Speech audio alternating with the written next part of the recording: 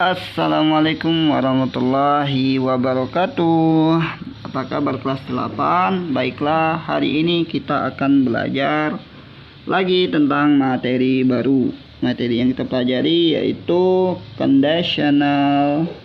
Kurang jelas, blur. Oke, udah. Conditional sentences. Let's observe. Mari kita amati. Observe the study the explanation. Observe and study the explanation. Nadine, what will you do if the weather is not bad? Nadine jawab, I will go to the river if the weather is not bad.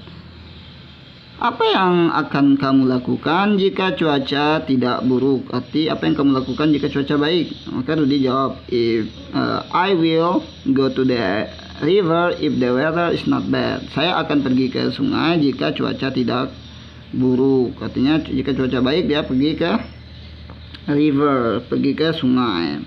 Perhatikan dialog di atas dengan cermat. Tahukah kalian dalam bahasa Inggris kalimat-kalimat tersebut dinamakan apa? Ayo, namakan apa dalam kalimat bahasa Inggris? Apabila suatu kalimat menggunakan if clause, klausa if, maka kalimat tersebut dinamakan conditional sentences, atau dalam bahasa kita kalimat pengandaian. Kamu pernah nggak berandai-andai? Inilah dalam bahasa Inggris itu kita menggunakan if. Conditional sentences atau kalimat pengandaian adalah kalimat yang digunakan untuk menyatakan sesuatu yang mungkin terjadi atau tidak terjadi seperti yang diharapkan. Study the following table. Pelajari tabel berikut.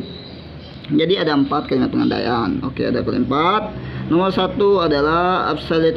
Oke, kita baca dulu judul tabelnya tuh. Yang pertama nomor, tipe kalimat pengandaian, pola kalimat dan contoh. Nomor 1 absolute conditional. Kalimat ini mengungkapkan fakta ilmiah atau kebiasaan. Jadi fakta suatu kebenaran atau kebiasaan kamu bisa mengungkapkan kebenaran atau suatu kebiasaan.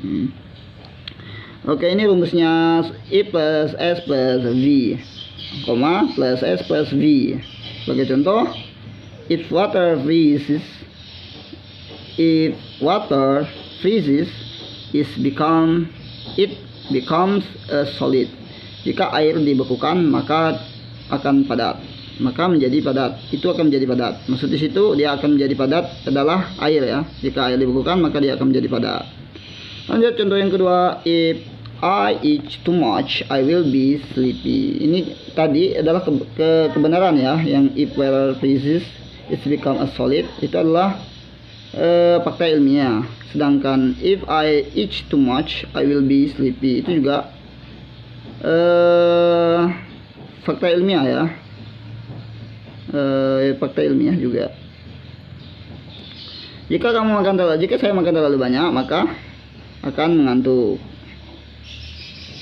If I don't eat breakfast, I always get hungry during the class. Jika saya tidak makan breakfast, jika saya tidak makan sarapan pagi, saya selalu get hungry. Saya selalu lapar sepanjang kelas. Nomor 2, future conditional.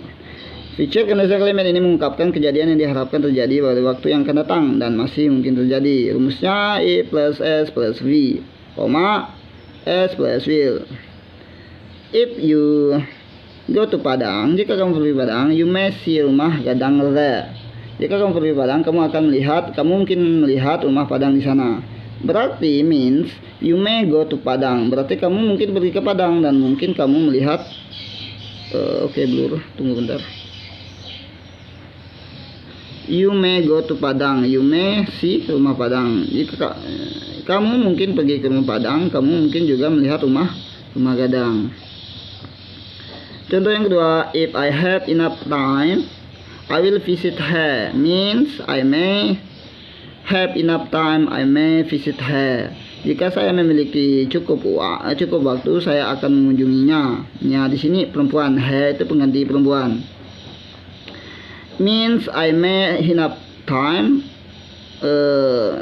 I may have enough time, I may visit her. Berarti saya mungkin punya banyak waktu, saya mungkin memiliki banyak waktu, dan saya mungkin mengunjunginya.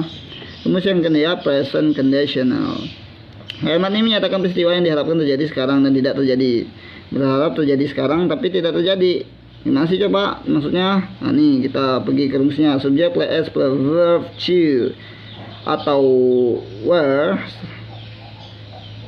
S plus will plus verb 1. Contoh, if you were a flower,